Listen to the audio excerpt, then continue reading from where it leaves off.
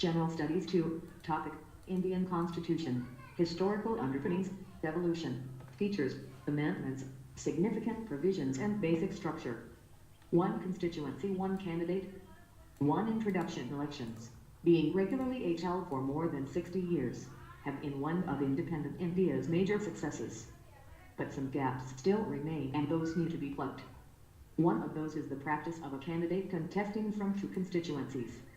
To present issue, the Government of India has opposed Election Commission's proposal to bar a candidate from contesting from 2 assembly or parliamentary constituencies during elections. Earlier, the Election Commission had made a proposal to the government in 2004 and 2016 to amend the provisions of the Concerned Act to restrict the candidate to contest from 1 constituency. A bill was also filed before the Supreme Court seeking a direction to restrict the contest from 1 constituency. Many leaders, including Indira Gandhi, Atal Bihari Vajpayee, Narendra Modi and Sonia Gandhi, had contested from 2 constituencies in the past. 3 legal provisions. Section 33(7) of the Representation of the People Act, 1951, allows a person to contest a general election or a group of by-elections or biennial elections from 2 constituencies.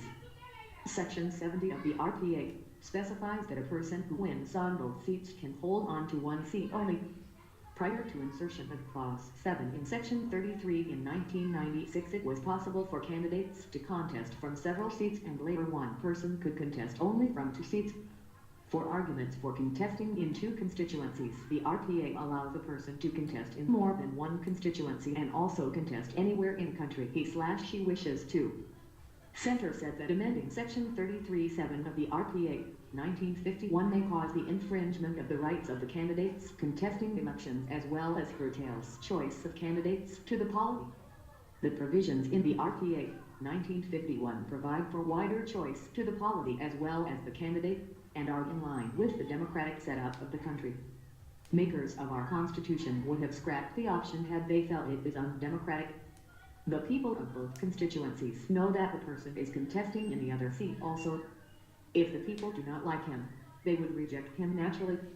The spirit of RPA gives power to the people, and the leader can show that he/she has the support of the people across the country.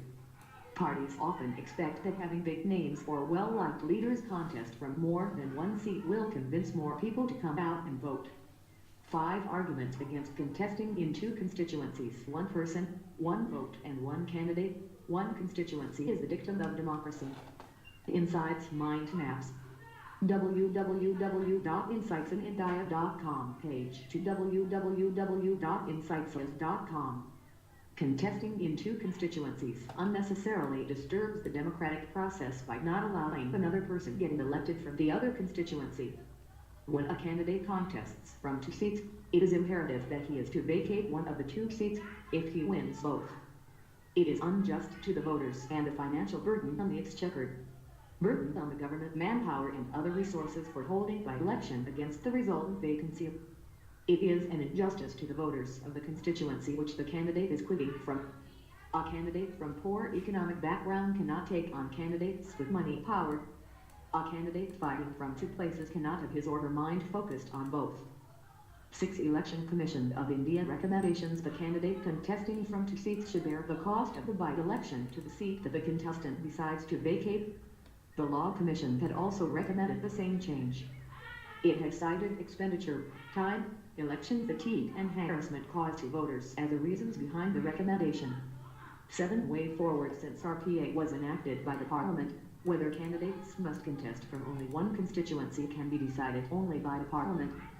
The EC can't take the decision unilaterally. Parliament should take a final call. Over time, the process of electioneering has evolved through successive changes in legislation, such as the anti-defection law. This measure has worked wonders for the Indian polity. It is now time to get moving on a 1 candidate, 1 constituency rule. In the same way, some parties have a 1 person, 1 post rule.